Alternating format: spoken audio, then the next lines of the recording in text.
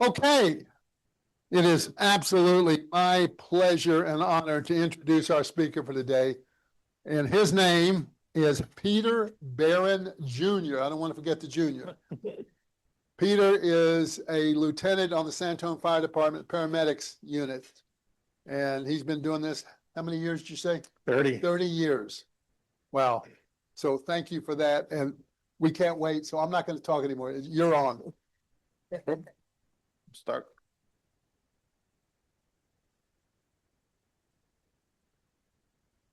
Well, I'm glad y'all have me. Can you hear me? Am I making enough noise? All right. I'm going to move.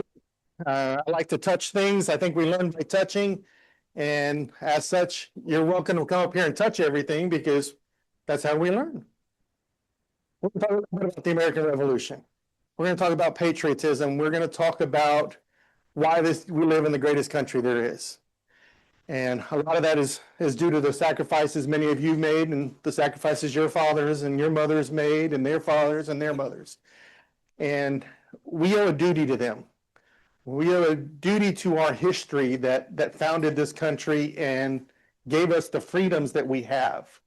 And with that, I would encourage all of you to do your family history, to learn where your people came from.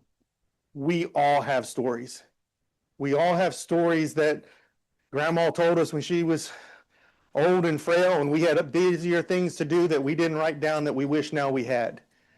Your grandchildren, your great-grandchildren are going to miss those same stories from you.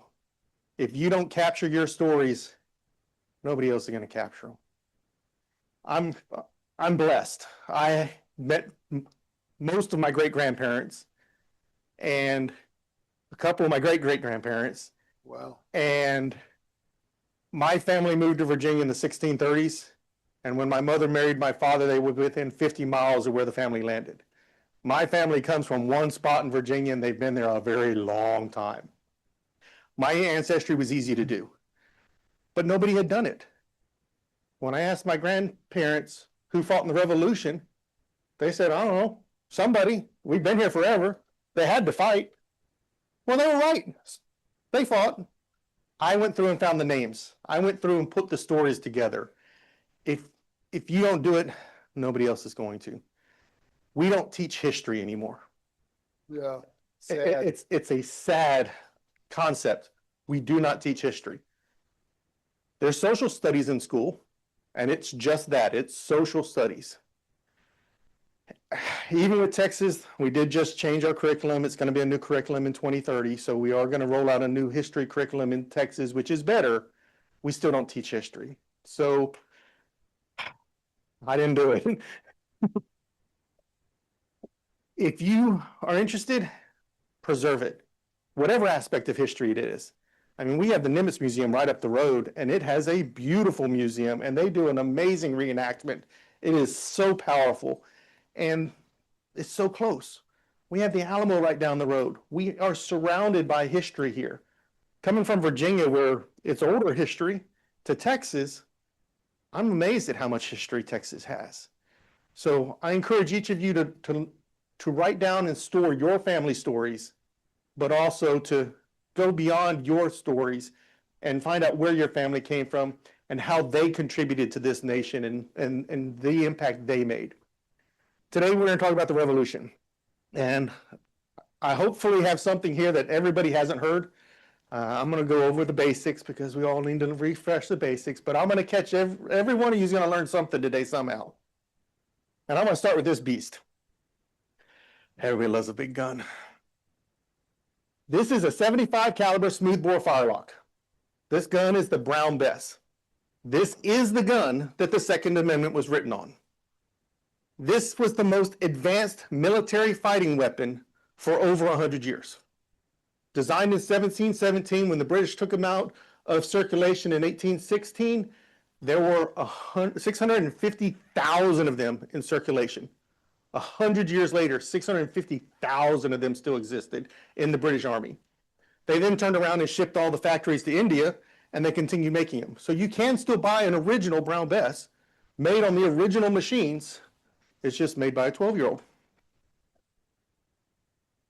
They came in 3 editions. This is the second edition. This is the short one. The first edition was longer and had a wooden ramrod. There's the Shortland pattern, and then the trade musket is the India version. 75 caliber, size of your thumb, size of a 12 gauge, fires from a cartridge. I have a cartridge box. This is a waterproof cartridge box because it has these 2 little flaps on the sides. They keep all the water out. Waterproof cartridge box holds a little tube of paper. At the bottom of that little tube of paper is a ball, and on top of it's the powder. So I reach back, I take my cartridge out, bite the top off. Requirement to be in the British Army is 2 teeth, one on the top, one on the bottom. Otherwise, you gum your powder. I bite the top off, I open my pan, I put a little splash powder in the pan, I close the pan. I come about, I put all the powder, the ball, the paper, everything else goes down the barrel. I draw my ramrod, I pack down, I return my ramrod, at my ceiling height, and then I go to shoulder. And I stand at shoulder because this is a fire by volley weapon. This is not an aimed weapon. I do not pick a target and shoot it. I shoot that way. And that's it. So everybody lines up and we all shoot that way. This is a bayonet lug. It is not a sight. There is no sight on this gun. When I shoot this gun and I point it that way, I'm looking the other way. God gave me 2 eyes. I like them both. This is going to blow up. That's what it does. So when this blows up, I don't want to lose the eye. So I'm doing one of these. And that's the way you're supposed to do it. Because as this ball travels down this barrel, this 75 caliber musket ball travels down the barrel, it goes ding, ding, ding, ding, ding, ding, ding. And when it hits, that tells it which way it's going. The last ding is what stabilizes my projectile. So I might be pointing here and hit that door, and hit that door, but my go that direction. And it works because I have all my friends. We can do tactics and we shoot that way. And it is very effective. The beauty of it is every 15 seconds I shoot. Boom, boom, boom. And we get that going down range. And that breaks up unit formations. That breaks up the advancing formations coming towards us. So as we think they were all crazy doing these Napoleonic type tactics where they march in units and they all just walk into the bullets. That's how they had to do it. There wasn't another option because they weren't aiming the guns. They were just shooting those continuous volleys. Now, we were bombers. We militiamen who had fought in the French and Indian War and learned military tactics. We were not professional soldiers in the 1775, 1776. We were not professional soldiers. So we would line up and we knew the motions. We could go through our load sequence. We could fire our muskets. We could stand our ground and we could shoot our once, shoot our twice. But who were we fighting? We were fighting the most advanced military in the world. The most advanced military in the world, disciplined and ready to fight. And they had a little piece of metal on the end of their barrel. So, as we stood and fired, they marched and they just walked. And they just came at us. And they didn't have to shoot. They didn't have to fire. They just had to walk towards us. That's them attacking you. Yep, we're getting close. Yeah. They had bayonets. And with bayonets, they could march on to us and then come in. This is a very ugly piece of metal. There's an extra one up there. You're welcome to touch it in a minute. It's triangle. Has a nice little groove on the side. That's so the tomato doesn't stick to the blade.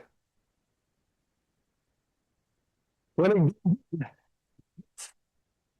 can't put it in the next person. So I got to be able to pull it out. That's the nice little groove on the side. The triangle is so it leaves a big hole afterwards and you keep bleeding. This is ugly. We couldn't make these. We've all seen blacksmiths work and hammering and making things. This takes an enormous amount of metallurgy. It has to fit on the gun snugly enough that it won't fall off, that it won't wrinkle, that it won't come off in the person I put it in.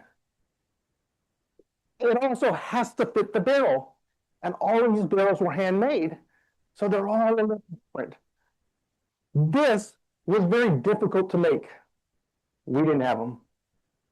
We lost every major battle for the first 2 years because of this little piece of metal.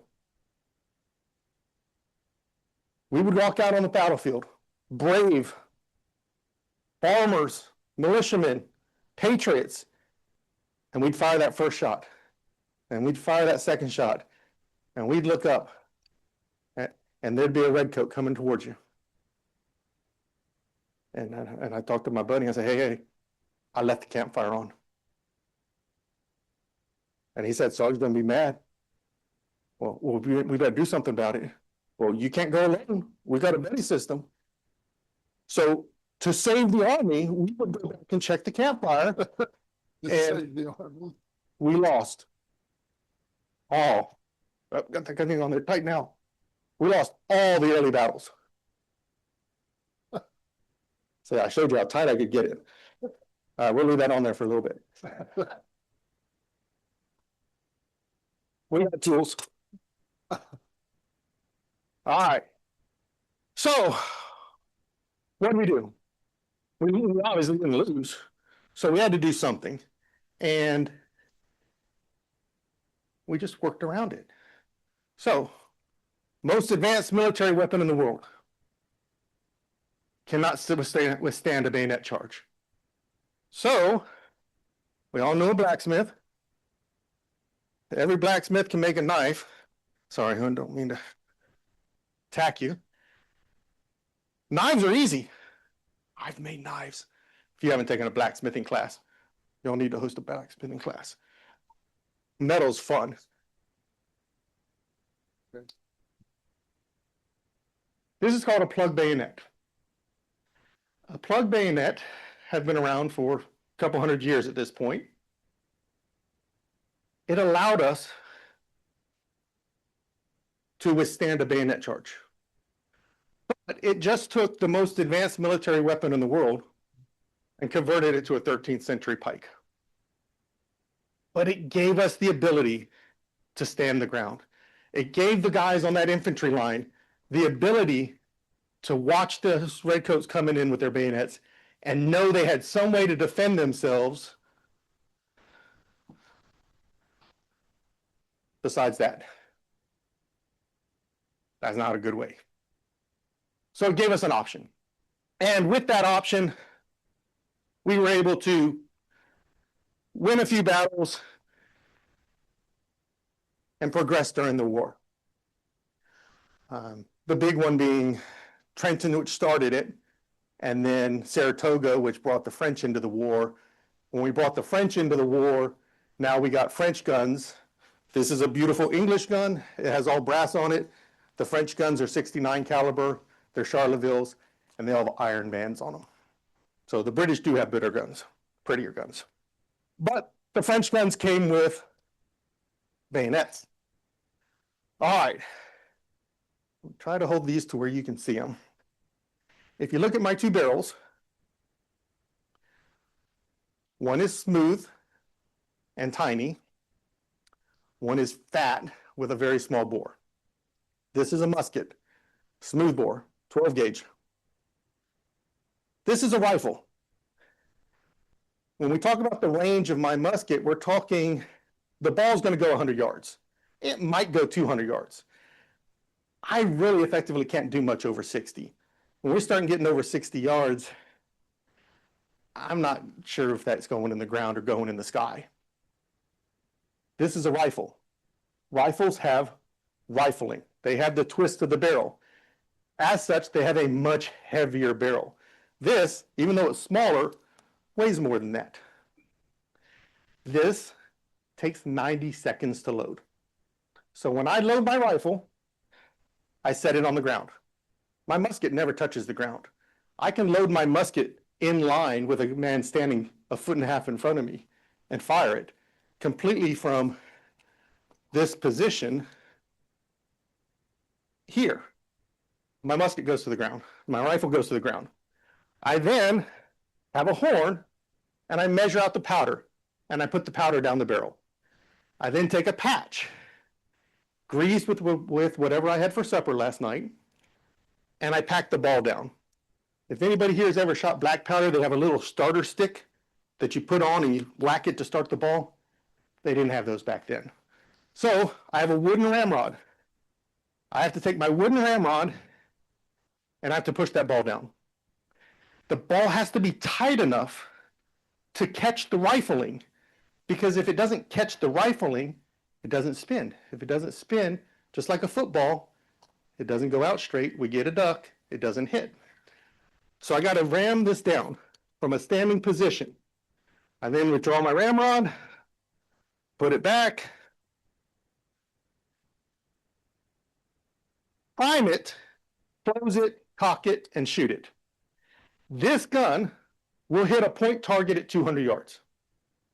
In the Revolution, I can hit a point target at 200 yards with a .40 caliber rifle. Half the caliber of the musket, but stabilized and rifled. We had these. We had rifle companies. We had Rogers Rangers during the French and Indian War 20, 30 years before. We had a lot of rifle companies during the early part of the Revolution. General Morgan is one of the more famous rifle commanders. Well, rifles have to be the future. We know rifles are the future. It's all we have now. When was the last time you saw a musket? I mean, other than a 12 gauge, we don't see muskets. Were rifles effective during our American Revolution? Did we use them effectively?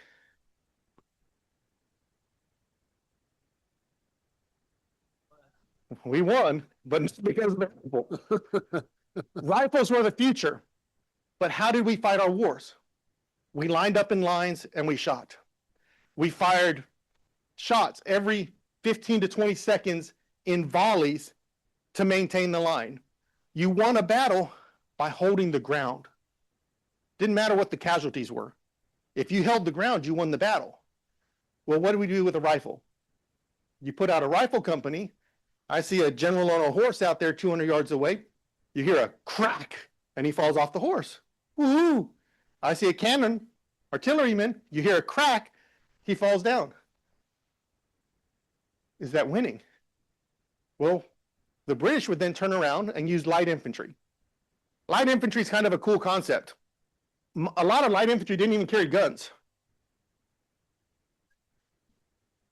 The job of light infantry was to hear a crack and start running, because it's going to be 90 seconds before that thing shoots again.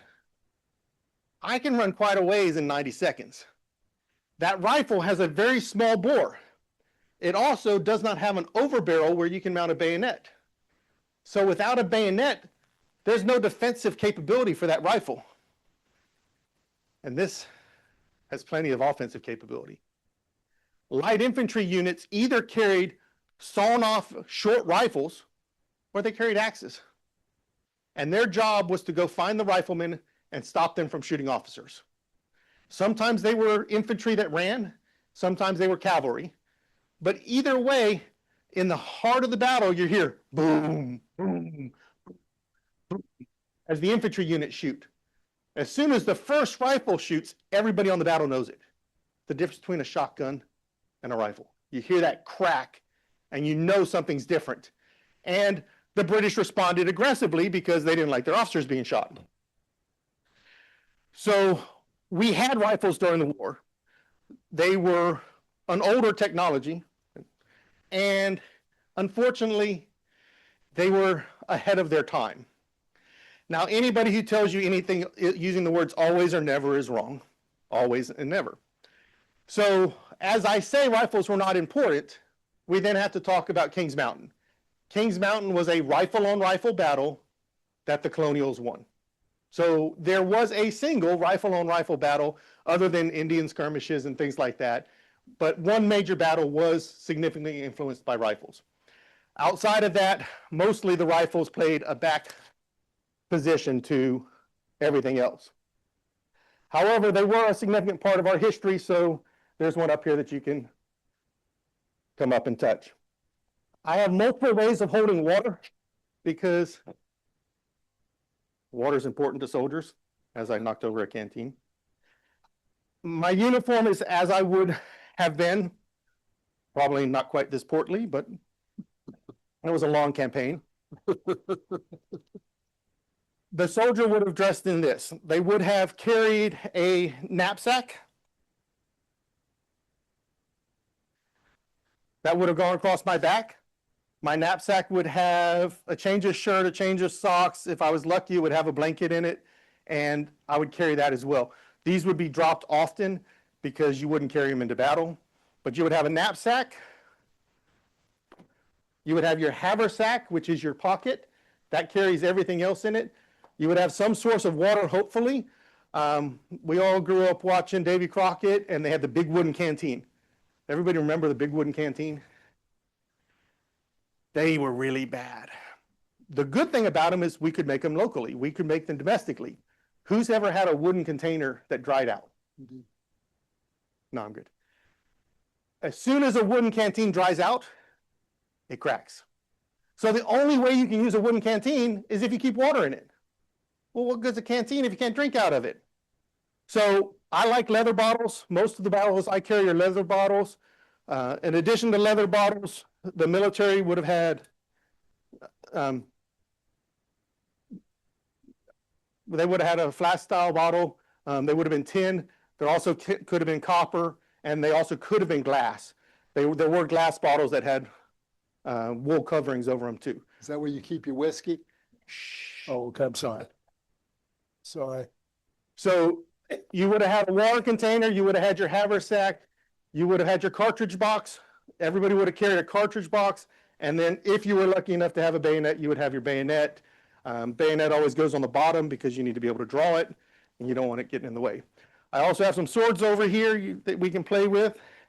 And the riflemen did not have a cartridge box because they didn't load from a cartridge. So they would have a possibilities bag and powder horns. So I have a possibilities bag and a powder horn set up here as well. Hats. Who knows what the hat from the Revolution is called? Tricorn. There's another term that we use. Anybody know the other term? So a tricorn is a triangular shaped hat. It's no different than a cowboy hat. It's only folded 3 times instead of 2 times. When you look at all of these old hats, they're all the same hat blank. It's just how many folds they have on them as to what they turned in looking at. So if we only fold it twice, we make a cowboy hat out of it. Fold it 3 times to make a tricorn. You don't fold it at all, you get a slouch hat, which is what they had in the Civil War. So a standard military cocked hat would be a large hat like this. A tricorn is usually a smaller version of this. The white piping means infantry. Yellow piping would mean artillery. Gold would mean officer.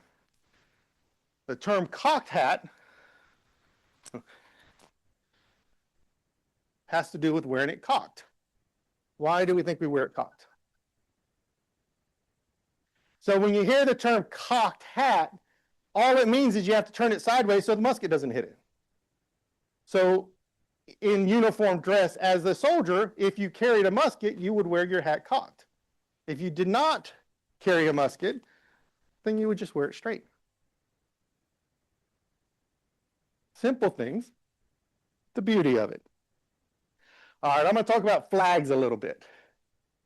So I'm going to throw this one at you because y'all are going to get it wrong. I have bigger flags, but they're heavy, so I brought little flags. Who knows what this one is? Uh-huh. So it looks a lot like this one. This one is the Union Jack.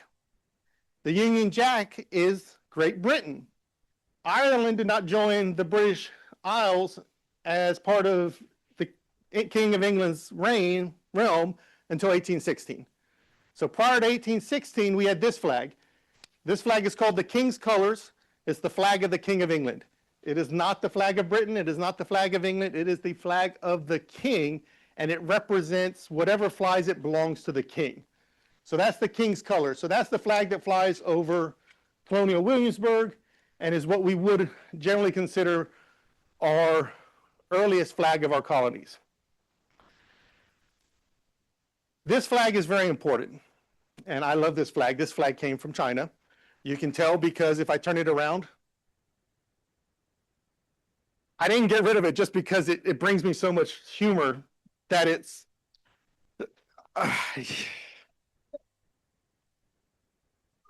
I like this flag because this flag is very important. This flag is called the Continental Colors. This flag says we are 13 independent colonies. We are 13 entities that believe in our king, and we want more. This is our no taxation flag. This is, we are the king's subjects, but we need to do something different. Had the King of England looked upon the events of Lexington and Concord and said, hey, they may have an idea here, we would be Canada right now. Because that's what Canada was. It was a province of England. And had the king simply said, yes, we're going to give them parliamentarian seats, or yes, we're going to recognize their governments, we would never have had a revolution. Because initially, in those early days and months and almost year of the war, we weren't fighting for independence. We were fighting for recognition. We were fighting to keep the status quo. So if we think about the government during our first 150 years, from 1607, when we settled Jamestown, through the Revolution, who was in charge? Who ran the colonies? Local government. We elected our own burgesses. We had our own colonial governments. There were royal governors, but guess who controlled the money? The taxes went to the legislatures. The legislatures divvied out the money. So as the royal governor, you were in charge, but you couldn't do anything unless the legislature agreed to it. So for 150 years, we ran our own country under our king and under our royal governors. This flag says that so powerfully. This is the flag that flew over Washington's headquarters in December of '75. It's called the Continental Colors or the Grand Union. And it really does show that we were not fighting a revolution. We were actually fighting a civil war at that point. I would argue the revolution didn't come until 1780s when we did a constitution. That was revolutionary. Prior to that, we were simply fighting to maintain the government that we were already had.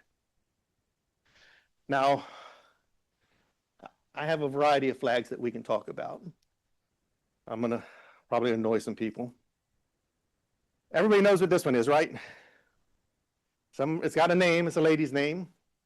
This is the Betsy Ross flag. This flag cannot be proven to exist until 1780. This flag is the flag of the United States ship Ranger that can be proven to 79. When we talk about our historical flags and we talk about our flag code, we got to think of what we're flags for. I'm sorry, hon, I'm standing right behind you. Flags were used to designate ships. They were used to say whether you were a pirate or you're not a pirate. They were not generally used on land. They were not generally used on forts. U.S. infantry units were not issued flags until the 1850s. So we see flags and we think of guidons and we think of Civil War charging into battle under colors. That was not a common concept in the 18th century. Flags were primarily used on naval vessels. So we declared independence on July 4th of 76. We didn't get flag code until June 14th of 77. We went almost an entire year without a national flag. And during that time, we flew a variety of different flags. And a few of these might actually be some of the ones we flew. There's one of them. We flew this one. Nope, we didn't fly that one. Lied to you. Nope, I don't have any of the ones we flew. All of these are different ones. I do have this one. This is an old flag. Anybody know what this one is? This is called the Rebellious Stripes. This is the flag of the original Sons of Liberty. So this was the original Sons of Liberty flag. It is vertical striped. The British banned it, so they got creative and they just turned the stripes the other direction. This is the flag of the East India Company. They would put a Union Jack on it, but this flag existed. So they just flew the flag that already existed and claimed it for the Sons of Liberty. When we talk about the Betsy Ross flag versus the 13-star flag, we see a lot of differences in these early flags. These early flags, and I can come back and talk to you about flags specifically. I've got like 40 or 50 of these. Stars. How many points are on the star of a Revolutionary War flag? From 4 to 8. How many stripes are on the Revolutionary War flags? They're pretty good. They're all about 13. But the difference is how many stripes are below the canton. Canton being what we see here is the blue part. It's anywhere from 2 till 9. So this is 1, 2, 3, 4, 5, 6, 7. This is a 7. And our standard Betsy is 1, 2, 3, 4, 5, 6. So the Betsy ends on a white stripe, and this one has a red stripe. So we see differences in the points on the stars. We see differences in the orientation of the stars. We see differences in the general orientation of the stars on the flag. So this is called a 4-5-4. 4, 5, and 4. The other style is a 3-2-3. And I don't see if I have a 3-2-3 up here. This is a 3-2-3. So 3 across, 2 across, 3 across, 2 across, 3 across. So these are the two styles that we generally see our 13-star flags in for the star orientations. We don't see them in a circle. We can see them in a square, and there is some flags that have the circle with a circle in the middle, but there are various different designs of flags.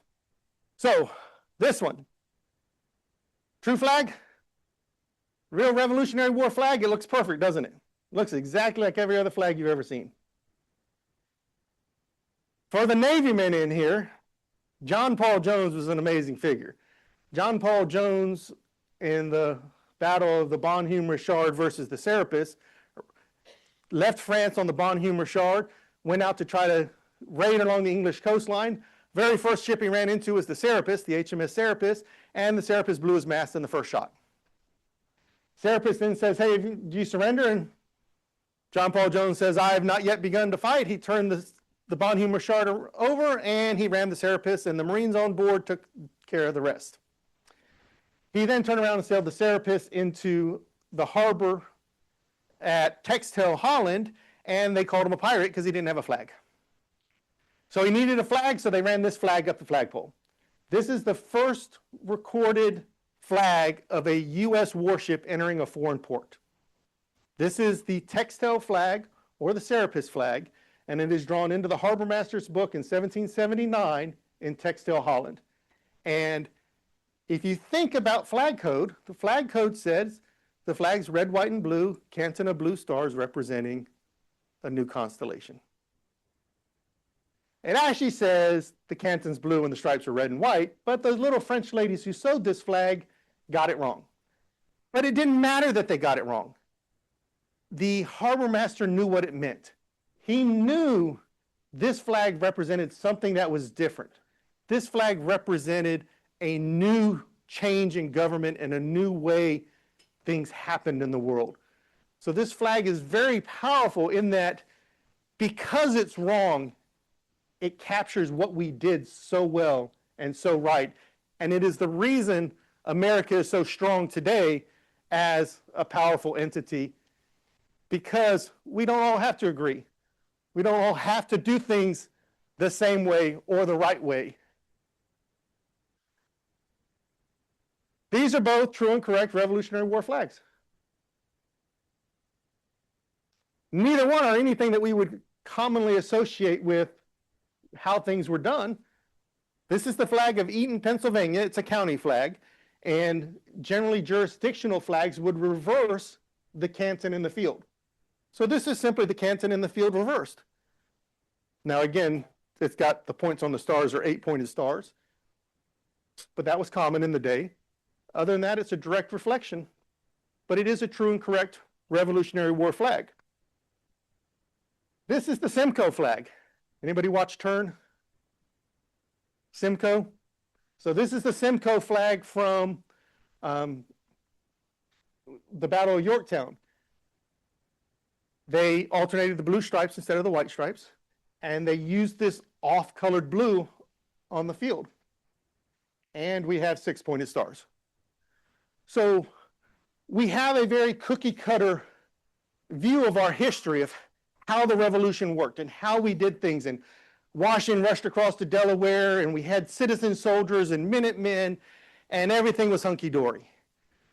But in reality, the history is so much more cool. I'm not a fan of Ben Franklin. He was a little bit out there. Ben Franklin has some of the best quotes and the best stories from our American Revolution. He went to Congress and said, "We need bows and arrows." He stood up before Congress and he argued that we outfit the entire Continental Army with bows and arrows. His logic was, we can make them domestically. They're cheap. You can shoot 3 arrows for every musket ball, and anybody hit with an arrow is out of the battle. Yeah, Congress laughed at him. We didn't get bows and arrows. But it shows how challenging it was in those early years of the Revolution, where we didn't have a government. We didn't have working cohesion. And we still relied on Europe for everything. We had no domestic product. Everything we created domestically, we shipped to Europe to get refined to come back. And from that, we get America. From that, we get all of you sitting here, because our ancestors, all of them, whether you know who they were or not, or whether they were here on this continent or not, worked to create this America to be who we are. And we need to keep that. We need to continue to promote this, the 250th anniversary, and we need to continue to move forward so that America remains the greatest country on earth. And thank you. And I will entertain any questions, and I do encourage all of you to come up and touch things and take pictures and feel the weight of our musket and truly live some of what our American Revolution is all about in our 250th Got anniversary. some mics around here, so if you were they clapping for me or for you? For you, you came up here. Okay, that's what it was. Okay. Anyway, question, please raise your hand. No? Oh, we have a question. Where was your rank? So there was rank. Rank was not as common in that day as we see it. Everybody was a private. You would wear a little shoulder piece on one side that was felt if it was green for a corporal and red for a sergeant. Those were your enlisted ranks. That was it. One little epaulet for green for corporal, red for sergeant. Otherwise, your officers would have piping on their hats and could have piping on their uniforms. And there wasn't a standardized lieutenant, captain, colonel type insignia that was used. It was, people knew who you were, and the more you paid on your uniform, the higher your rank was. Yeah. And the more chance you have getting shot. Yes. Got a question over here. Paul. Well, first of all, thank you for a wonderful presentation at our Eagle Luncheon. Absolutely fascinating. I recently took the time to watch, I think, 20-some hours of The American Revolution by Ken Burns. Learned a lot there, learned even more today, and fascinated by the whole history of our country. There are so many things that we take for granted that we don't understand. I encourage everybody here to go to the Ken Burns series and learn a little more about our country that you will be fascinated by. So my question is, can I rehire you to teach my history class? Nobody else is teaching it, so that's what, I'm a full-time fireman. I've got a son who turns 18 in a month. He's a senior in high school. My wife's a sergeant with the police department. Luckily with my job, because I work 24-hour shifts, I have quite a bit of week time off. And I give these lectures as a way to teach history because nobody else is teaching it. And Touche. we've got to get out in the public and we've got to talk about our history and talk about patriotism because nobody else is doing it. There are some good history teachers out there. There's some very good history teachers out there. They just don't have the support. I was not a history teacher. I was an English teacher, but I was a school principal for many years. As recently as up in Bulverde here, I had a school. And there are a few. I just lost a history teacher in Rockport, Texas, that was, and he would emulate you. He would dress the part. He would teach the part. He would take the kids every year to the Alamo on a field trip. He was a wonderful man, Mr. Robert Jackson. He passed away recently, and I'm sad to say he's gone. But there are some good ones out there. We as principals have to look for them. Question, another question over here. Got one over here, Lee. Oh, Mrs. Lee. Yes, Mrs. Lee would like to know, you talked about a bag. Was it called the possibility bag, the impossible bag? Possibilities. Possibility So bag. that's What just- is that? That would be a rifleman's bag that holds his ball, his wads, and his nappings, and all the things that he needs to run the rifle. So it's possibility starting with a P. Good question. Any other questions over here? Well, Private Barron, you got a question here. Just talking to my Thank you. mic.